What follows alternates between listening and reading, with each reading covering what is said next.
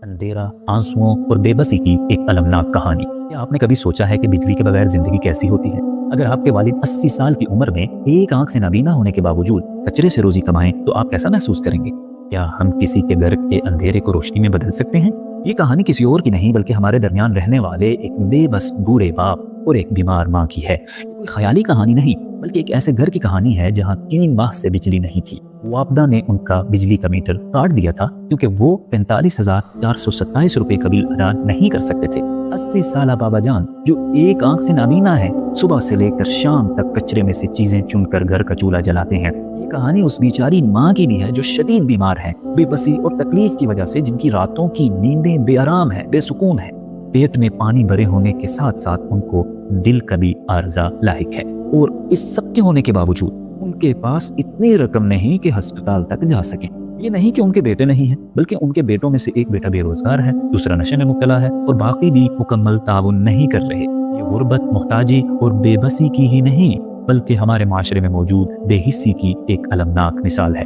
जब हम उनके घर पहुंचे तो हर तरफ अंधेरा ही अंधेरा था, न सिर्फ बिजली का बल्कि मायूसी और बेबसी का भी। वहां अंधेरे में बैठे बच्चों की अफसुर्दा आंखें देखी।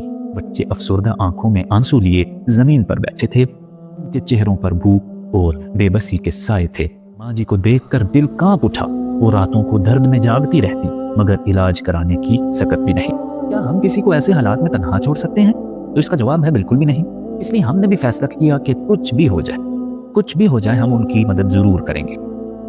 आपके भरपूर ताउन से हमने 1 माह तक फंड्स जमा किए, वापडा के मुख्तलिफ और कठिन मराहिल तय किए।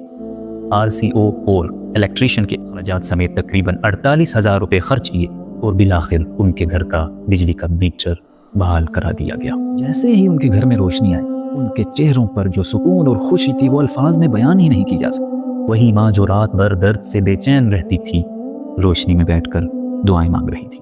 वही बच्चे जो अंधेरे में आंसू बहाते थे, खुशी से दौड़ने लगे।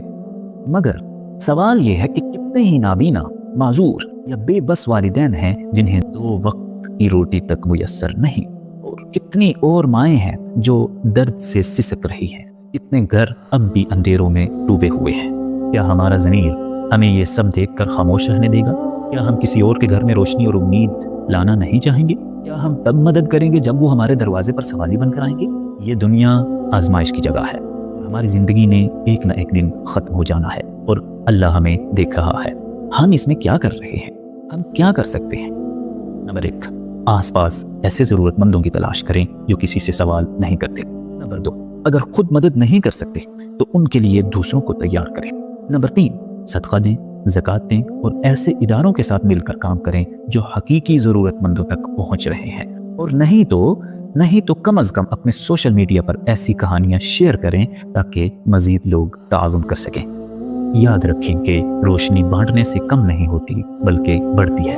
हम अम्मा जी के इलाज के लिए भी कोशिशें जारी रखे हुए हैं। अगर आप भी इस कार खैर में शामिल होना चाहते हैं तो हमसे राब्ता करें, हमारे साथ शामिल हों और मज़ीद ज़रूरतमंद ख़ानदानों में मुस्कुराहटें बखेरने का ज़रिया बने। अगर आप भी किसी ऐसे मजबूर और सफ़ेद पोश ख़ानदान के बारे में जानते हैं तो हमें ज़रूर बताएं, क्योंकि हर मुस्कुराहट कीमती है। Bring smile foundation.